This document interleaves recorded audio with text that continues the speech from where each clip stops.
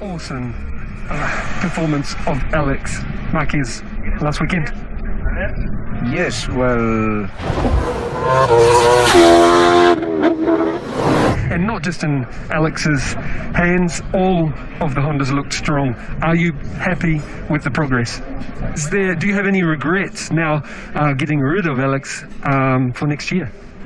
Well, we had a couple of good rides in the Red Bull Ring, but Alex Marquez's sensational streak of form of late means that 67 points now. Yeah, well, here is Binder leaving. It is game on in that respect. I'm really interested to know what KTM are trying to do to fix the issues, that they could in better shape here, that Binder would be a lot better than 11th in the race on Sunday. So, and of course, they've got masses of data to pour over coming into this one, and some you could even argue don't even need these. Yeah, because they are on the back foot a little bit. Yeah, I mean, they weren't a million miles away last weekend, were they?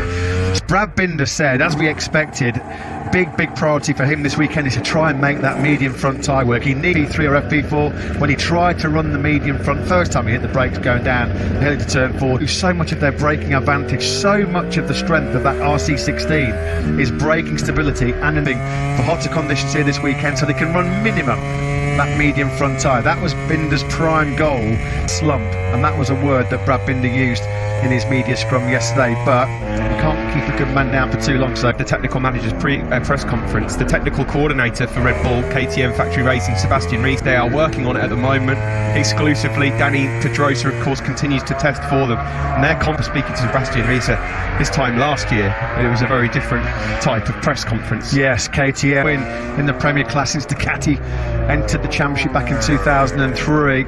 They did warn us, didn't they? All the multiple off-road disciplines. They cracked it back in 125s, they cracked it in 250s before they got it right in MotoGP, and it's happened in 2020. Interestingly, Kati's perspective, Takahiro Sumi mentioning that top speed is an issue, on strengthening their strong points and not looking to try and fix their weak points. Of course, engines are frozen going into 2020. It is, let's make our strong points stronger, because he said we have competition in that area now in terms of Matt. Takahiro Sumi saying Maverick Vinales is a sensitive rider. We won't get the results that we need.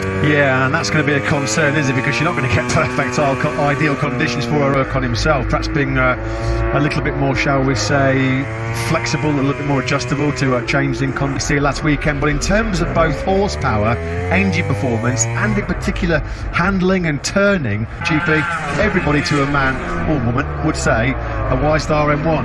It doesn't happen anymore. The bike that turns on, I've got a bit of catching up to do, because for me, particularly with the chassis, Suzuki now much better in that area. And of course, Aro said one of his key goals for next year was to get better rear grip and more consistency from the tyres over the longer distance, and that is present in the press conference this afternoon. Davide Parana saying that we're pretty happy with the development of the 2020 Desmos Edici. Every area consistencies this year, but he said it's up to us now to try and find a setup to make it work. Yeah. The problem is that we are deep. So then singing from the same hymn sheet, both of them saying that this new Michelin rear tyre, which in general has been universal, Alex Rins goes straight to the top of the timesheet to 49.111. Which P1 last weekend, wasn't it, for Rins? Parana, he didn't mention that the Michelin rear tyre was bad. He said it actually offers far more grip than last year's, and that's the Suzuki and the Yamaha.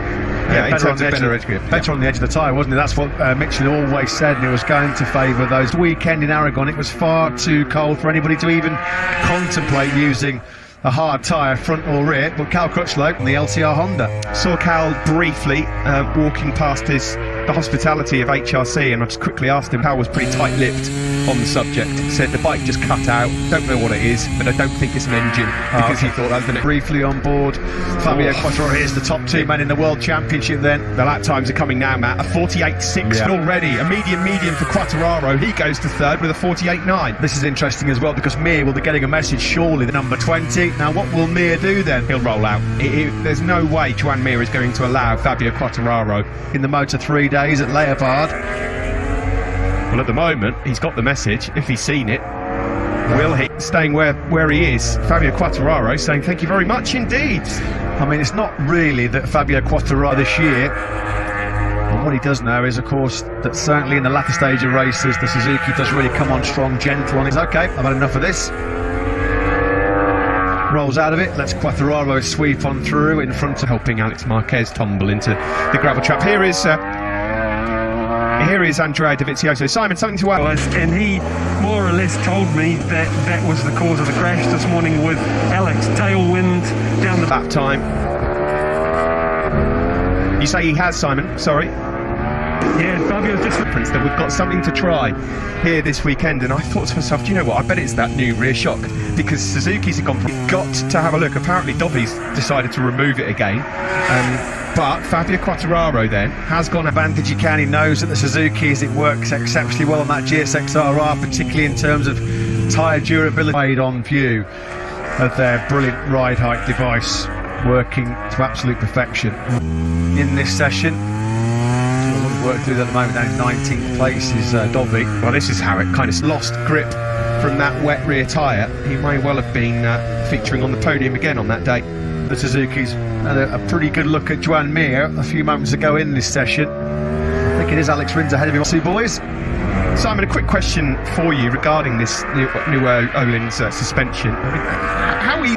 guys, I really don't know what sort of settings in there. I really don't know.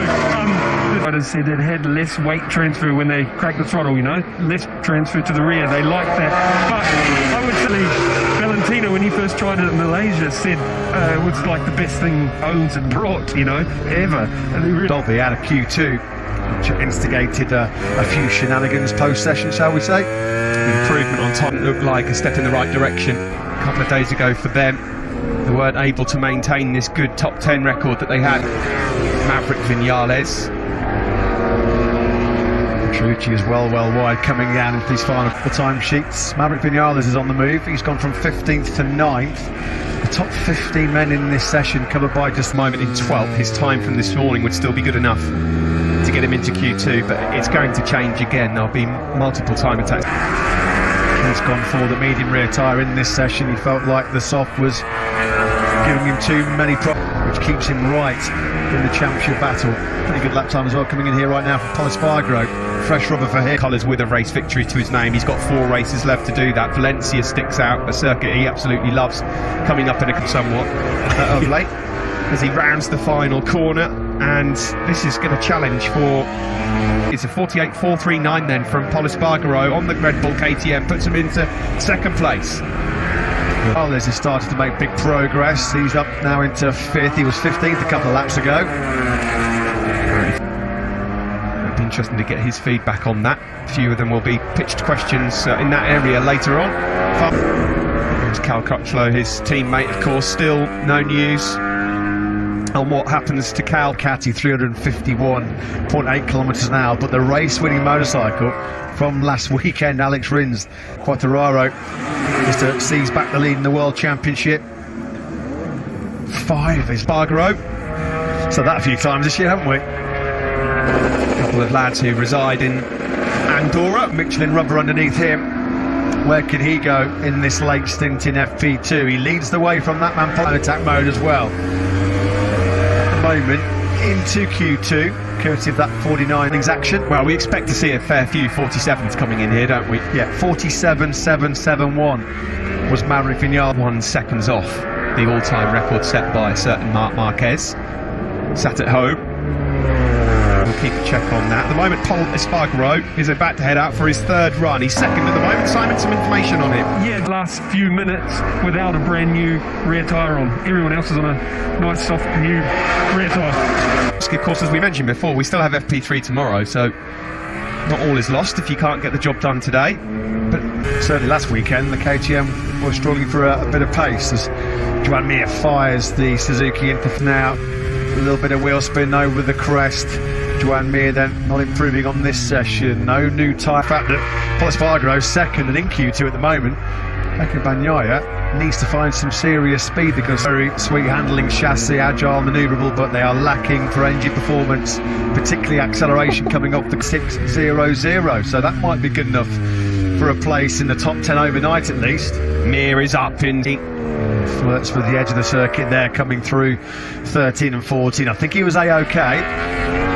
This will challenge. Doesn't look like it's quite going to be in the 47s, but it will be up there for Joan Mir. This is an area of metres to go. Over the line we go, and it is a 48.182 from Joan Mir. Then he goes fastest in this FP. Pick up the Spaniard now.